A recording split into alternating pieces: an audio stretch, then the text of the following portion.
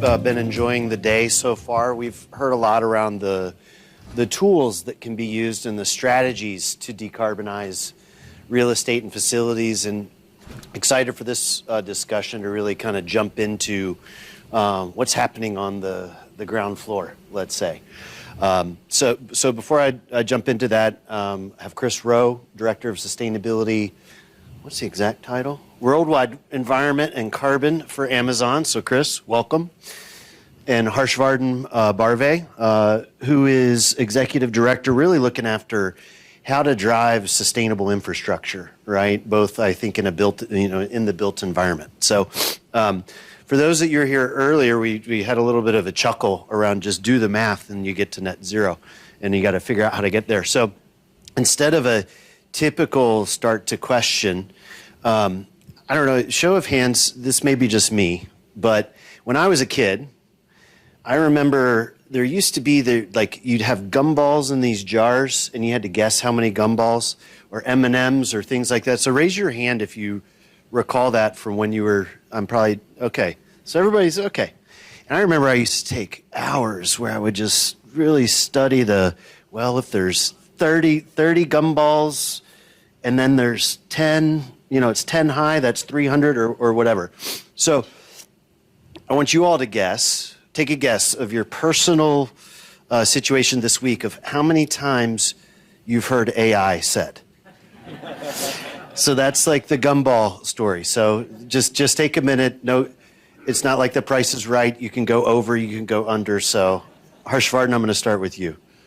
I would say at least 350. Okay. That's pretty strong. Well, I've said it a couple dozen times, so I would say, yeah, we're in the hundreds, maybe not thousands, but hundreds. Okay, so the right answer, I'm just kidding, there's no right answer. I knew it. No, so we're going to chunk this discussion up in two ways. We're going to talk first about existing buildings and retrofits and what we're seeing in sustainability and ideas of things that are being done, and then we'll kind of flip a little bit to new development, all of which we've touched on today, obviously. So Chris, I'll start with you. Now, I've never heard of Amazon before, but no, obviously a huge global footprint that you look after. When you think about the strong commitments that Amazon's made, as well as the strong progress, there's a whole host of things that come into how to manage real estate to be sustainable, and really try and drive down carbon. So as you think about your programs that you have, as well as the diversity of businesses that you look after, what comes to mind as the method or strategy that you like to leverage? Yeah, well, thanks for having us. First of all, I lead our carbon work across Amazon and our path to net zero carbon. And what that means, I get to kind of see transportation and buildings and products and packaging across all of our businesses. And it's really fascinating to see the role that the built environment plays in intersection across all of our paths to net zero. In terms of our real estate, so we operate thousands of buildings in dozens of countries across a very diverse sort of set of real estate, right? So data centers, fulfillment centers, grocery stores, corporate offices, lab space. I mean, we cover the spectrum, and it's really interesting in my role to be able to step way back, actually, and see all these real estate teams doing a lot of amazing work, trying to crack the code on a whole host of challenges in these hard-to-abate sectors, materials and operational carbon, et cetera. But really, when it comes down to it, this is a boring answer, but it's the reality of how you drive change at scale, is that you measure and mechanize it like crazy. And so, what are the main inputs that are going to drive our numbers down? At the end of the day, we're trying to make number go down, right? And so what are the kind of output metrics that we kind of focus on? And how do we shine a flashlight on the right performance progress across kind of a global portfolio with multiple business units? And how do we jab those metrics and really put them and insert them into the machine of how the rest of the business runs? And there's examples of that where we're doing an awesome job, and there's examples where we're not doing so great. And that's really hard across kind of a global operation of our size and scale. But it's been really powerful to see these metrics start to manage change in the business. I mean, with the retrofits that you asked in particular, capital planning cycles are a huge component of our rhythm of business, and finding those exact windows to be able to plan and then strike make the change, see the change, and do it all over again. Like that happens again, kind of rhythmically. It's kind of boring, but it's really, really important. So kind of looking around those corners across each business, understanding the rhythm of business, and seeing how can we kind of redeploy capital in those advantageous windows. And then that requires us to be able to figure out, well, what do we want to do differently? And so there's a lot there that we can speak to, but hopefully that gives you a little bit of a sense of how we're approaching a problem, given the kind of the scale of our real estate portfolio. Yeah, absolutely. Somewhat of an 80-20 type of rule, right? Around figuring out where the bigger spots are to really drive. Harshvardhan, how about from your perspective? You work, I imagine, with not only internally with a number of customers for Johnson Controls. How do you think about that when you're, from a retrofit standpoint, approaching a portfolio that a customer has to really drive value as it relates to emissions reductions?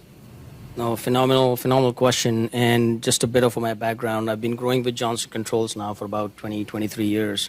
And it's been a phenomenal journey. I started as an energy engineer, and that growth has been very effective for me to be in this space from right out of college. And so, by the way, I'm just 25 years old. So if you think about how we look at our own portfolio, as Katie McGinty calls it, drinking our own champagne. So rather than dog food that Vijay talked about, we like drink our own champagne. So the reason I say we drink our own champagne is because I partner closely with Katie, with Renee, as we are decarbonizing our own facilities as well. And we have a very interesting mix of industrial spaces, manufacturing, heavy manufacturing, global heavy manufacturing. We have office spaces, we have data centers. So yes, we also have to look at it. And so when we look at our own portfolio, we start understanding the Pareto principle, 80-20 rule, of where our carbon footprint is coming from, where are our emissions coming from. We have an awesome goal of getting to net zero, scope 1, scope 2 emissions. George and Katie have signed up that commitment. But then the transition between going from the boardroom of that commitment to the boiler room happens with us engineers and the practitioners. And so that's really the critical point, is we first take the data, understand where those emissions are coming from, which geography those emissions are within, and start taking steps specifically addressing those scope 1 and scope 2 emissions. And now once we have a beachhead where we know, hey, this is successful, this is working, and these 7 things are working and these 3 things are not working, we can now leverage those best practices for our other sites as well. And now, as they say, take what the game is giving you and then start reducing, as you see the glide path going down. But yes, it starts with us creating a roadmap, understanding where you stand on that roadmap. And then one more thing I'll add is having the right partners, because you cannot do this alone for sure. We definitely have a very strong and stable partners that we bring to the table that now we can actually develop and digitize and deploy these solutions at a global scale. That's great. And I think what might help the audience here, just packed with real estate folks, sustainability professionals, is kind of factor future, meaning what are some of the specific solutions or projects or things that you've seen have been successful that you'd say, hey, here's a best practice that we've leveraged that could help you now, and then also maybe one that is sort of what you think is still future state. When we talk about AI and the use of that, I think we're somewhere on that journey, but what is kind of key for the future state as well? Yeah, well, I think as a large occupant of buildings, making our desires known more clearly and just tightly across our real estate, and so those demand signals are clear to our partners. I mean, that's a really, and John, you know this. You pinged me and said, Chris, what are we doing? Like, why we Prologis work on this building? I'm like, yeah, and we haven't got all those signals. I promise those emails were not in all caps or anything. Yeah. Sorry. I do not mean to portray more frantic energy than you give off. You're a great partner. But the point is, like, that type of feedback loop is super, super powerful and super interesting, and it gives us an indication, oh my gosh, we have these corporate design standards that aren't making their way into the boiler room, so to speak, and they're not making their way out into the market in a clear enough way that says, kind of, it's a good old-fashioned Kevin Costner move, like, if you build it, they will come. And we haven't often said what we want clearly enough. So anyway, I would say from Amazon's perspective, in the future, we have a standard to make all electric, super efficient, super smart buildings powered by 100% renewable energy with either natural or ultra low GWP refrigerants and a dramatic reduction in the embodied carbon of the materials that we use. Like those are the 6 things. And we got to get crisper and tighter about making sure that you all are all aware of what we need. And then when we get down to the brass tacks of what are the barriers to actually make all electric a reality? Well, we're having a hell of a time with all electric rooftop heat pumps in cold weather climates. Okay, cool. We have a problem we can solve together. How do we do that together? Who do we need to invest in? Who do we need to partner with? Who do we need to learn from? Who's already figured it out that we can, leverage that learning? So I think it's about breaking those problems down, but us, I think, being clear about what it is, like where we're driving, and what those demand signals can really do to drive that change. Yeah, that's really well put, and we see that kind of across the spectrum. So, Harshvardhan, from your point of view. Yeah, what's fact and what's future, right? Future, I'll go there first, because present is where we are.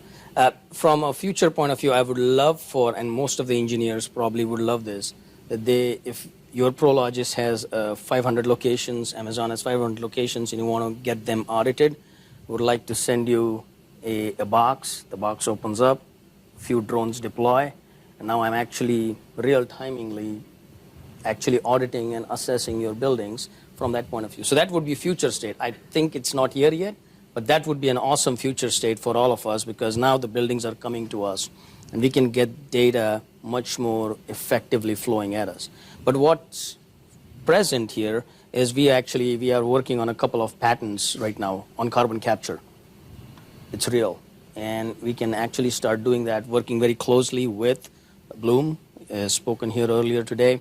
We have a very effective way of capturing carbon coming out of a Bloom fuel cell, so that we can now create a new value stream for adding those commodity-based prices that can be used as a cash flow back into your project. That's reality today. Another patent based technology I'm working personally on is where you give me a physical address, give me the type of building and square footage, and we can give you the scope 1, scope 2 emissions for those facilities globally. So just a couple, 3 pieces of data, no utility information. That's an indicative way of getting to you that information. So that's fact and present, and as I said, future will be those drones that we could be deploying. I'd be remiss if I didn't add one more gumball to your. I think the interesting challenge that we're seeing is how do we actually rationalize the volume of data that's now being produced across our buildings? This is not a new or novel thought, right? Like, we're all trying to figure this out. And just by way of example, I spent a lot of time on the power side and renewable energy investments for the company and our goals. I think it was last May, we launched a new 150 megawatt solar farm in San Bernardino in Southern California that was coupled with a 75 megawatt battery. So a large battery system, one of our largest that we've helped enable. And that system produces 30 billion data points over the course of it. 30 billion is the number. When you add in also the price signals from the Cal ISO and the power pricing markets, not to mention the environmental realities of kind of temporal accounting for emissions based on the part of the grid that we're located in. And then think of our own operations, even just a simple look at our Southern California building portfolio. What's the demand of that? So my point is, this is work that we could not have done or even imagined crunching on spreadsheets 5 years ago.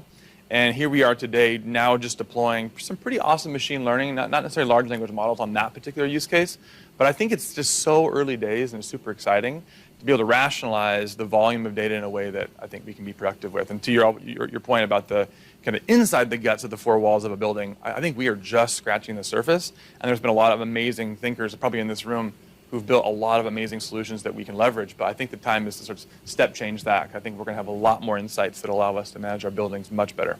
Yeah, I think that the volume of data coming from asset management is just astounding. And, I think you have to have a really intentional strategy around that to really manage in the right places. Because generally you can't manage everything, right? So, well, I'm hopefully we'll have some time for a few questions from the audience. But so maybe quickly we'll flip to kind of on the new development side. Maybe I'll just stick with that same fact or future sort of question. For example, HQ2. I think you did a lot of work with that, Chris, which is, well, maybe tell a little bit about that, right? Because that's fact, right? And that HQ2? building? Yeah.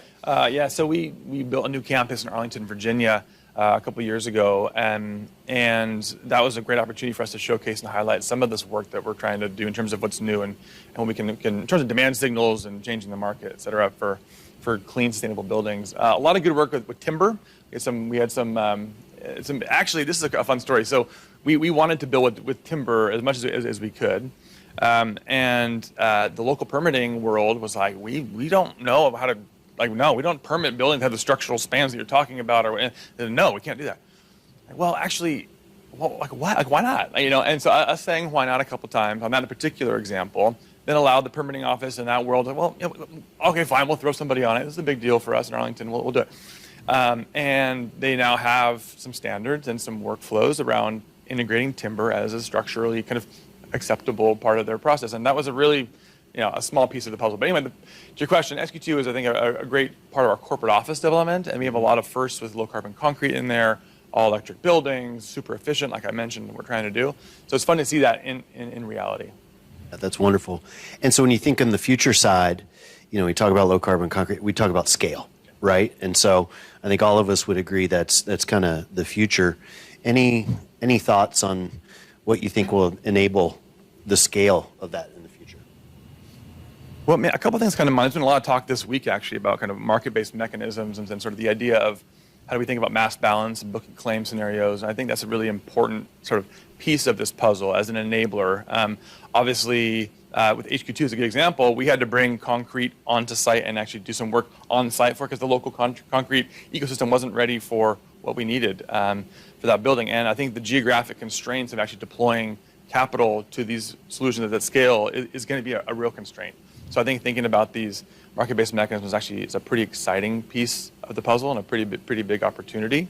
I also think taking a really clear look at what does the marginal abatement cost curve look like for some of these changes that we want to see, and being really just, that's how we approach our problem. We think about a marginal abatement cost curve for every part of the economy that we're in, and we look across and say, what is our least cost path to reach net zero? That's part A of the question. But the other thing that exposes when you do that is you realize, actually, the gap to cost parity is here in this industry, it's there in that industry. So how do I get it from $600 a ton to $20 a ton? Because I'll probably, that's a strike zone and a green premium that I'd be willing to maybe jump in with, right?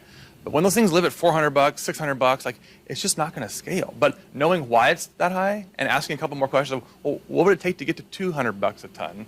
And what are the enablers and the partnerships we need to bring together to actually to drive that cost down? I think it's that methodical approach to some of these things, especially in the material space where there's no clear payback, so to speak, or there's no MPV relative to the operational carbon world, where we can think about a longer term horizon on all electric HVAC that may have a first cost premium, but total cost of ownership is better, right? I think it's that piece of the clear-eyed, high diligence financial analysis and asking why 5 times before you accept the answer will help us all understand how we get into strike zones from a MAC curve perspective that not just the Amazons of the world can sort of ingest, but that's what we're trying to do. We're trying to solve for kind of everybody's access to kind of widely commercially available, cost parity solutions that eliminate carbon, right? So that's the way we would kind of think about it. That's excellent. And it reminds me, our CEO, Hamid Moghadam, he's coined a phrase, why not today, within our company. And it's a phrase that's coined when there's coffee cups that have it written on it.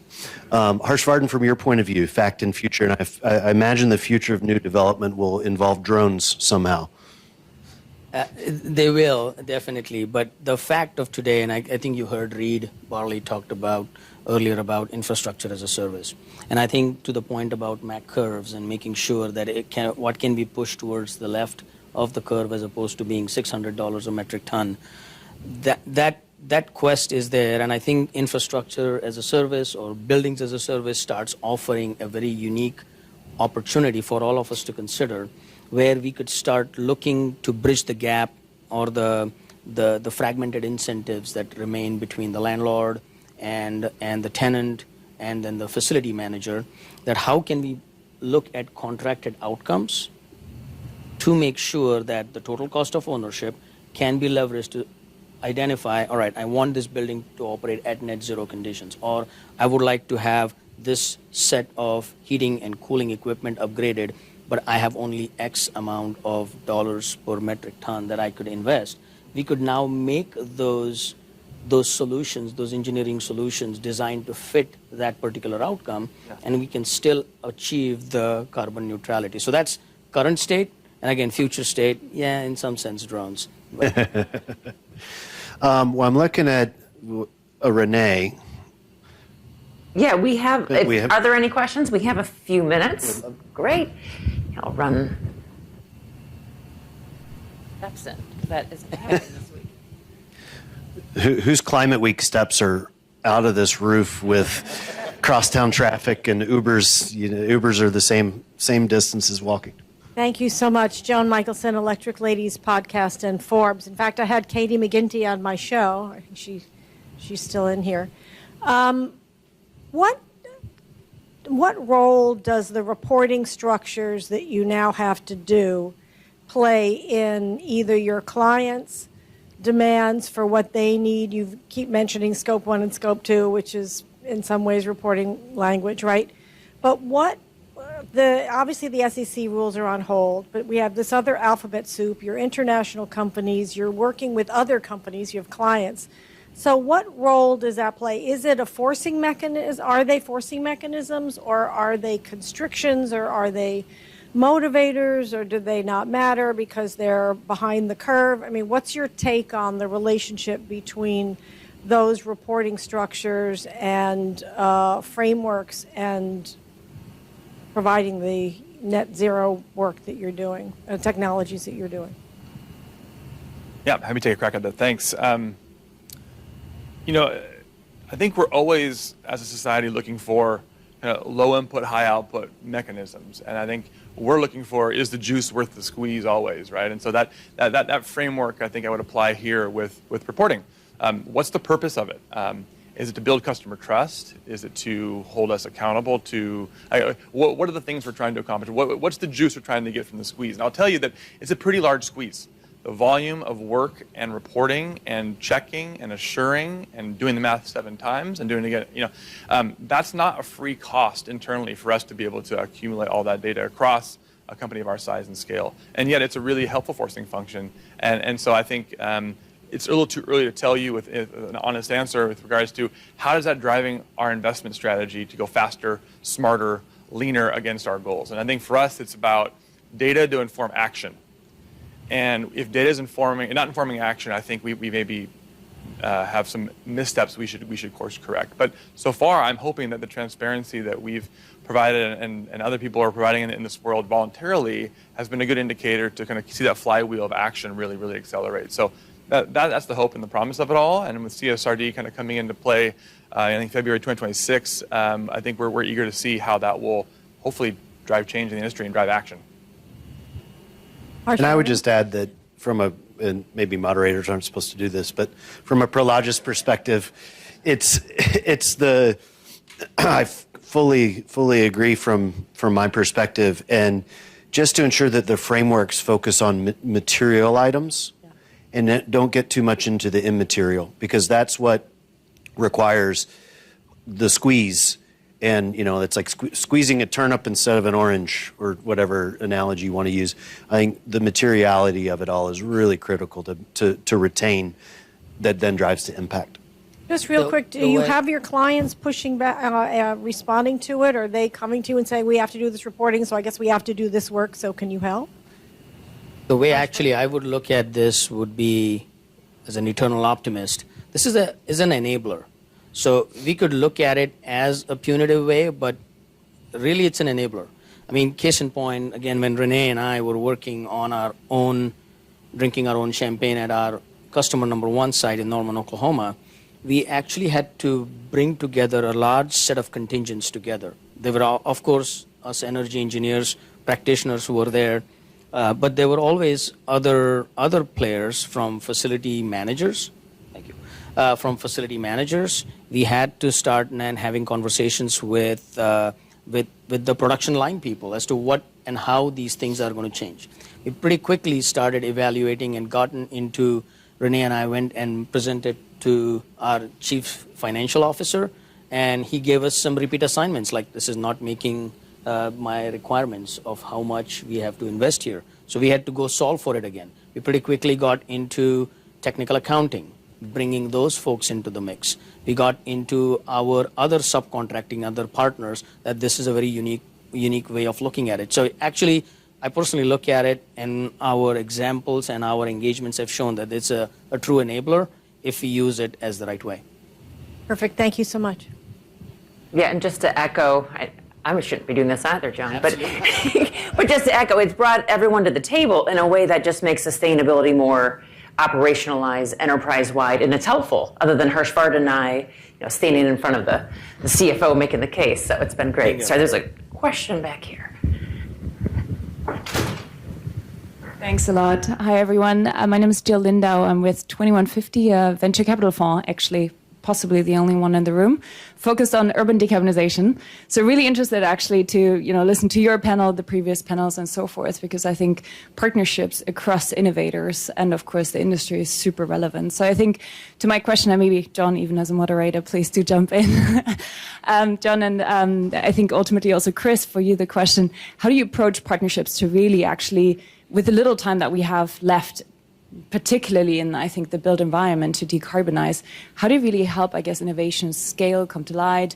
What types of partnerships across the supply chain do you find most relevant, most important? Because I find, having come from 10 years across different industries focused on decarbonization, the built environment is one that is so fragmented that partnerships are so important for this.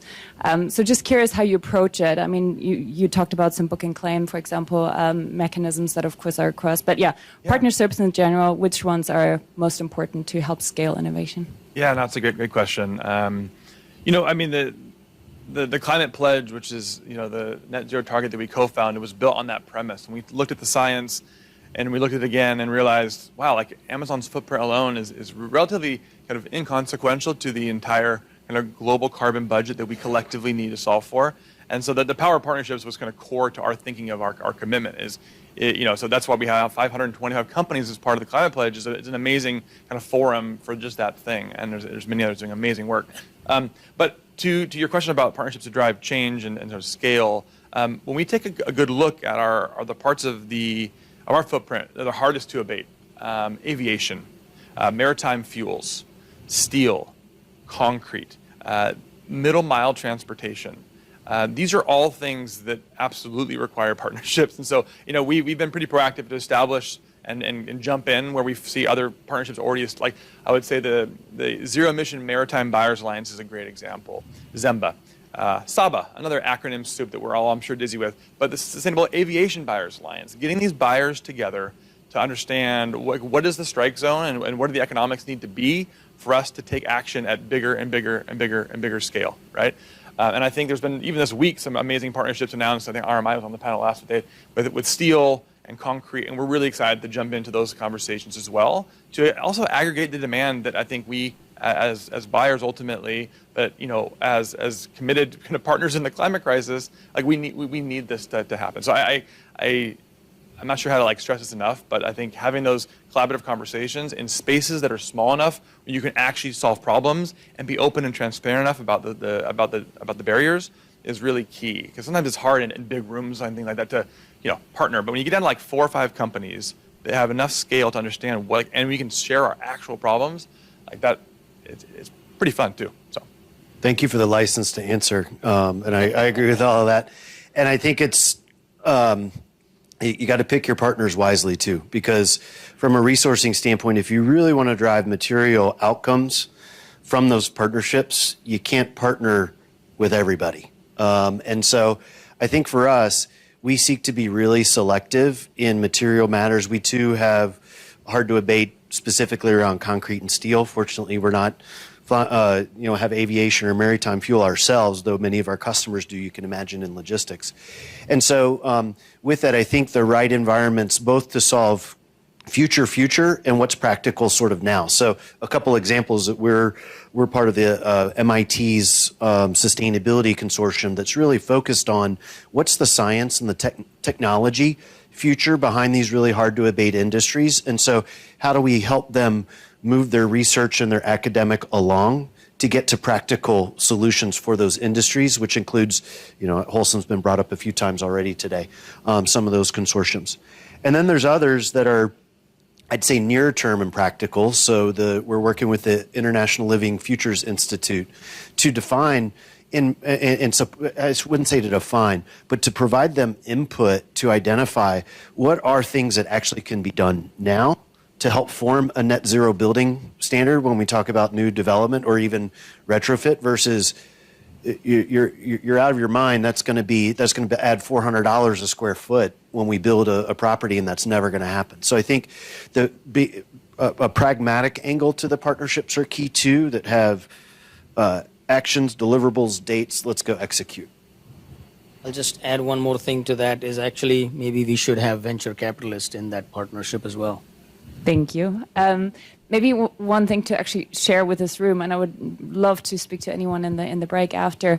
I think representing innovators, obviously, which is ultimately what you do as a venture capital fund, of course, having invested in them.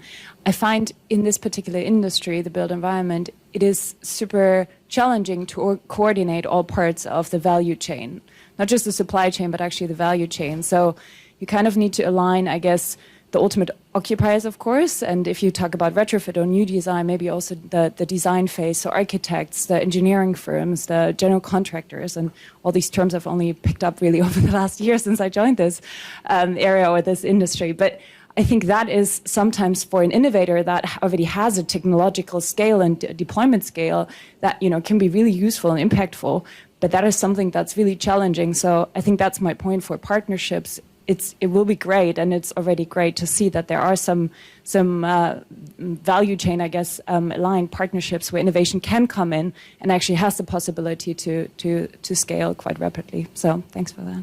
Well, appreciate that. That wrapped up nicely, I think, for it. So I want to thank Chris and Harshvardhan for your time. Thank you. Thank you, guys. Good job. Well said. Thank you.